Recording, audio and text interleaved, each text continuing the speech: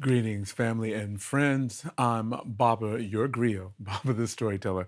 I rushed home to sit down to record this Baba Talks, and honestly, I don't have a plan, but I just felt like I needed to share something that happened in a classroom I just left.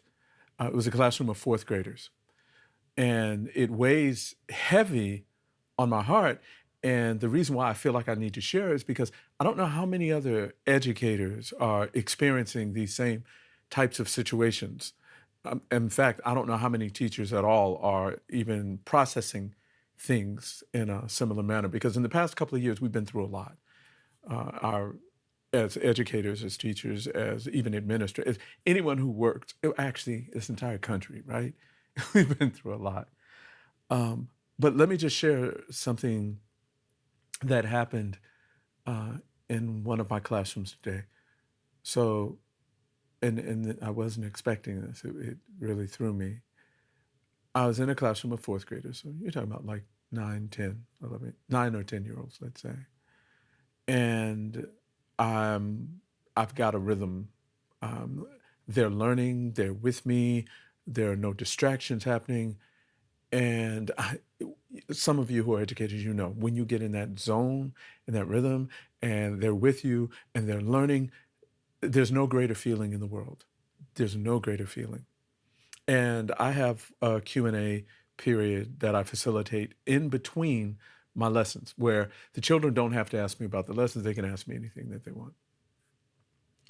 So one of and this is a new group that I'm with. It's a residency. This is a new group. I don't know these children yet. I'm just getting to know them. This is only the second time that I've been with them. Okay. But one of the young women raises her hand, and I look, and I notice that she's sitting at her desk, but I notice that she's wearing a pair of green Converse, and I something hit me for a moment. I, I actually froze in front of the class for a few seconds. And, my heart kind of leaped into my throat and I felt something and I was getting emotional seeing this young girl wearing these green Converse. And I knew what it was in my mind. I knew right away what it was. And like I said, this child is about 10. And before I let her ask her question, I didn't even think about what I was saying. Out of my mouth, I just asked her, is your favorite color green? And she lit up. Her eyes got bright, and she said, "Yes. How did you know?" And my heart hurt even more at that point. And for those of you not understanding what I was experiencing, I mean, there are some of you who are like right with me right now. You understand what I was going through and why I was experiencing this. But I had to try, not try, I had to pull it together. Educators know that in the classroom, the children rely, they depend on you uh, for their social emotional foundation. They need to feel safe in the environment. And a teacher falling apart and or me falling out crying or being really emotional in front of them was not going to help them feel safe, secure, or it was just going to throw them for a loop. Now, when I saw them, reason why I knew what was happening is it's Uvalde. Um, there was a young girl, trying to remember her name. I think her name was Maite Rodriguez. Maite Rodriguez. She was 10, I believe, who was killed in Uvalde. And she wore a pair of green Converse tennis shoes. And if I remember correctly, she had drawn a heart on the toe, in the white area of the toe, if I'm remembering correctly. But when that story came out, I think it was Matthew McConaughey and his wife had gone to the White House and they had taken these shoes with them. And I'm from Texas.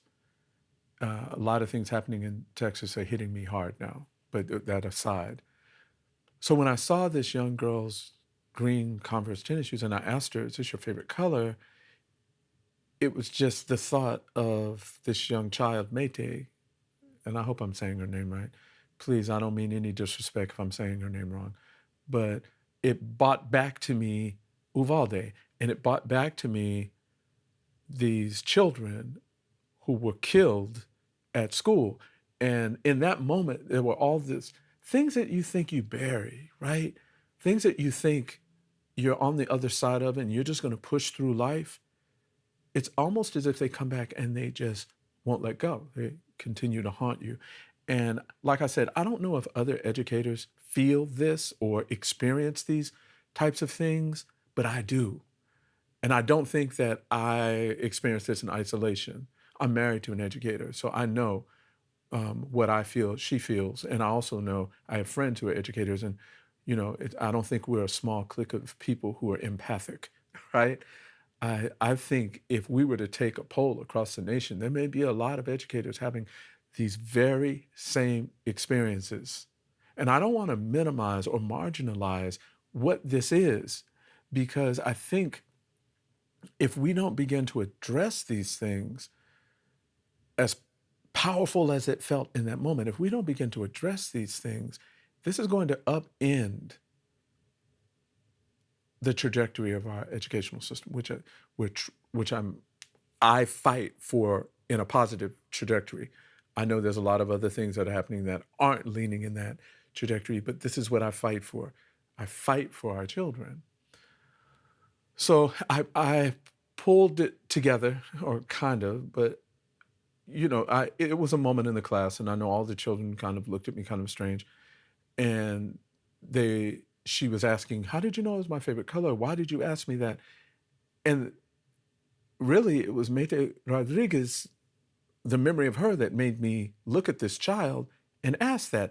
But I couldn't stand there and tell this child, the young girl who was killed in Uvalde loved green, and she was wearing a pair of green high top tennis shoes when she was killed. I couldn't stand there. I couldn't stand there and then go that direction.